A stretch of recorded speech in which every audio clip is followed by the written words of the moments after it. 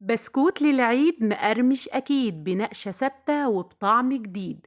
بكل أسرار نجاحه هنعمله النهاردة بسكوت العيد بنقشة ثابتة بدون ما يفرش منك أو رسمته تروح. مقادير مظبوطة، مقادير حلواني، ما فيهاش ولا غلطة. هقولك على كل أسرار نجاح بسكوت العيد المظبوط برسمة ثابتة 100% من غير ما يفرش، وسر القرمشة اللي تنافس المحلات.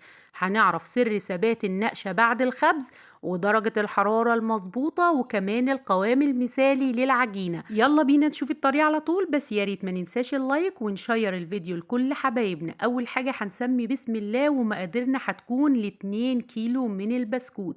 معايا هنا 160 جرام من الحليب الدافي، ما يعادل كوباية إلا ربع، زائد معلقة كبيرة. هضيف عليهم 18 جرام من النشادر، ما يعادل معلقة ونص من معالق الأكل العادية. يفضل إن احنا نستخدم الميزان علشان المقادير تكون مظبوطة بالظبط.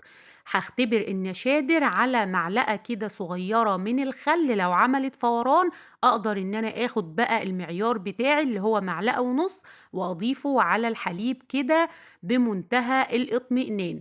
أول ما تعمل فوران يبقى اتأكدت كده إن النشادر مظبوطة، وهركنهم على جنب. عندي هنا 2 كيلو من الدقيق متعدد الاستخدامات، او حتى الدقيق اللي هو مخصص للكحك والبسكوت. ضفت عليهم نص معلقة كده صغيرة من الملح، وكمان باكت من الكيك شيف او البيكنج باودر اللي هو 16 جرام، ما يعادل معلقة وربع من معالق الاكل العادية. قلبتهم كويس جدا وهنركنهم على جنب. وفي طبق عميق كده هضيف 4 كوبايات إلا ربع من السمنة، والسمنة هنا بدرجة حرارة التلاجة، ما يعادل 670 جرام لو هنوزنهم بالميزان. هبتدي كده ان انا انزل بيهم، وكمان هنزل عليهم كده بالسكر البودر. ونخلي بالنا ان احنا مستخدمين السمنة بدرجة حرارة التلاجة، وده اول سر معانا من اسرار نجاح البسكوت بتاعنا. هنزل عليهم كده زي ما قلنا السكر، عندي سكر بودر ما يعادل 3 أكواب وربع، بأكواب الشاي أو المج الشاي العادي الموجود في كل بيت. لو هنوزنهم بالميزان هيكونوا 640 جرام من السكر البودر. ممكن نعمل ميكس ما بين السكر الحبيبات والسكر البودر لو حابين ان احنا نحس كده بقرمشة السكر، يعني واحنا بناكل البسكوتة. وممكن كمان نستخدم السكر الحبيبات الناعم لو مش متوفر عندنا السكر اللي هو البودرة. خلطتهم كويس جدا لحد القوام ما بقى معايا قوام كريمي. وعندي هنا بقى 6 أظرف أو 6 باكت كده من الفانيليا، هنزل بيهم على الخليط بتاع السمنة والسكر، وهنبتدي ان احنا ننزل بيه. عندي هنا 6 بيضات، لكل كيلو من الدقيق هياخد 3 بيضات من البيضات اللي هي حجم متوسط. اما لو الحجم صغير يبقى هنستخدم 8 بيضات. مش هننزل بالبيض كله مرة واحدة، هننزل بالبيض بالتدريج، بيضة بيضة، ونقلب كده أو بالمضرب ونضرب. وعايزة أقول لكم البيض هنا بيكون بدرجة حرارة المطبخ، مش هنستخدمه بارد أو ساقع أو حتى خارج من التلاجة، ودي نقطة مهمة جدا. وتاني سر معانا من أسرار نجاح البسكوت بتاع العيد. عدوا معايا كده الأسرار اللي محدش هيقولكوا عليها، وإن شاء الله المقادير والوصفة وصفة حلواني مظبوطة على المسطرة. زي ما قلنا كده هننزل واحدة واحدة بالبيض لحد ما البيضة تختفي، وبعد كده نرجع ننزل بالبيضة اللي بعدها، وهكذا لحد ما نخلص كل الكمية، والقوام يبقى معايا كريمي بالشكل اللي انتوا شايفينه معايا ده. في الفترة دي كده بوقف من وقت للتاني وبلم الجوانب علشان اتأكد ان كل المكونات اختلطت كويس جدا، والبيض اختلط مع السمنة والسكر البودرة. بعد كده هبتدي بقى انزل بالمنكهات بتاعتنا. احنا هنا هنعمله بطعم البرتقان او بطعم وريحة البرتقان. هنزل كده بإزازة من ريحة البرتقان او قصنص البرتقان، ما يعادل معلقة كبيرة. وكمان عندي هنا كيس من اكياس البودرة بتاعة البرتقان اللي هي الفروتي، او اي نوع متوفر عندك، اي بودرة برتقان تقدري تستخدميها. قلبتهم لحد ما اختفوا تماما، وبعد كده هبتدي انزل بخليط الحليب والنشادر. وبنفس الطريقة وبنفس التكنيك مش هننزل بيه الحليب مرة واحدة، لأ إحنا هننزل شوية بشوية، وهنقلب بقى سواء بإيدينا أو بالمضرب اليدوي أو حتى بالمضرب الكهربي. أنا استخدمت هنا المضرب الكهربي علشان بس الكمية ما شاء الله 2 كيلو هيكونوا برضو صعب عليا شوية إن أنا أشتغل فيهم بإيديا. أنت حابة تشتغلي بإيديكي بالمضرب الكهربي أو حتى لو عندك عجان تقدري تستخدميه وهيسهل عليكي الموضوع جدا جدا.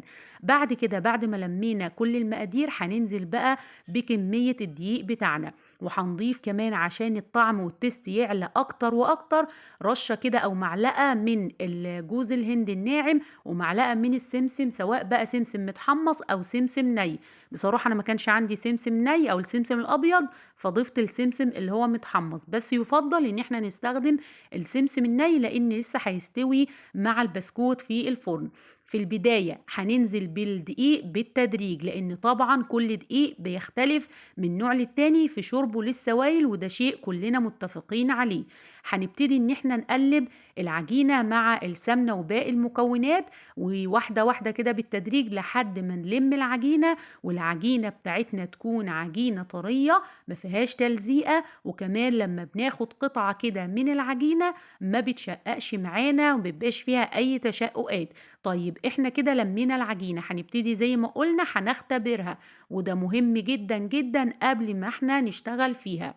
طيب باخدها كده قطعة وببتدي ان انا الينها ما بين ايديا، ونخلي بالنا ان احنا الجو برد فممكن جدا العجينة تخدعنا شوية وتكون يعني بتشقق حاجة بسيطة بسبب الجو اللي احنا شغالين فيه. بن بندعكها كويس جدا ما بين ايدينا او بنلينها ما بين ايدينا، وبعد كده بنختبرها بالشكل اللي انتوا شايفينه ده.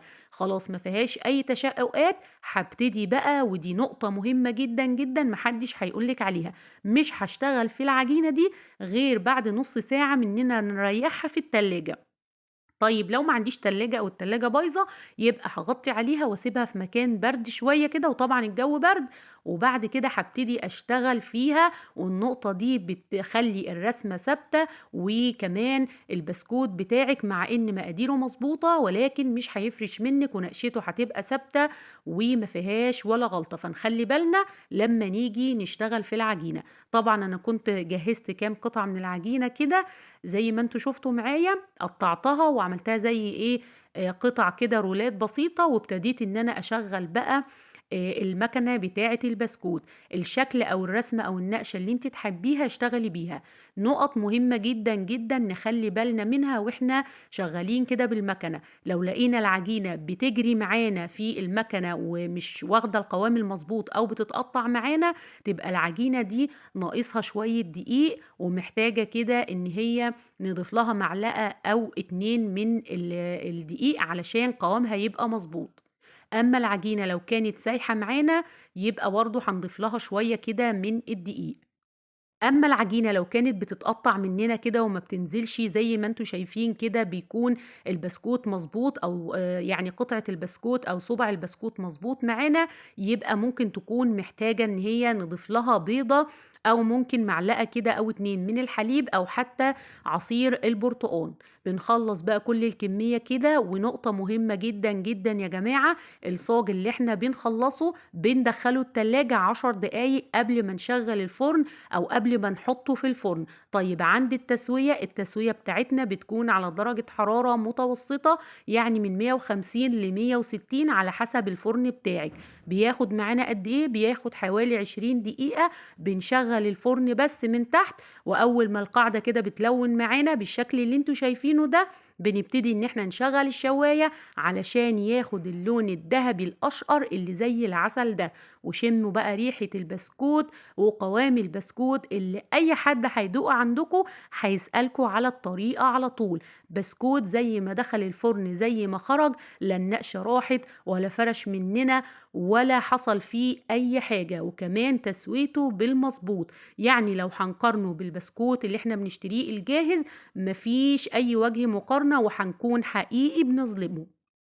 إن شاء الله المقادير مقادير حلواني، مقادير مضبوطة بالمسطرة، وتقدروا ترجعوا لفيديوهات البسكوت بتاعة العيد ما شاء الله اللهم بارك، عاملة مشاهدات حلوة جدًا، جدًا، وآراء حبايبي اللي نفذوا الوصفة بنفس المقادير وبنفس الطريقة، يعني ما شاء الله هيطلّع معاكم بسكوتة ما فيهاش ولا غلطة، هتعتمدي الوصفة بإذن الله وبفضل الله، وكمان حبيت إني أعملها لكم السنة دي ب2 كيلو علشان حبايبنا اللي حابين إن هم يضاعفوا المقدار يضاعفوه بمنتهى السهولة، وطبعًا هاسيب لكم مقادير الكيلو لكل اللي حابب ينفذ الوصفة بكيلو بس. كل سنة وأنتم طيبين، أتمنى تنفذوا الوصفة بنفس الطريقة، وكمان يعني عبيته لكم أهوّة و بنضيفه في أكياس كده زي ما أنتم شايفين، وبنقفّل عليه كويس عشان ما يطراش معانا، وبألف هنا وشفا. أتمنى تجربوا الوصفة وتقولوا لي رأيكم في التعليقات، ولو أول مرة تشوفوا القناة تشتركوا فيها وتفعلوا الجرس علشان يوصلكم كل جديد، وما تنسوش تعليقاتكم اللي دايما بتسعدني. دمتم في حفظ الله ورعايته، والسلام عليكم ورحمة الله وبركاته.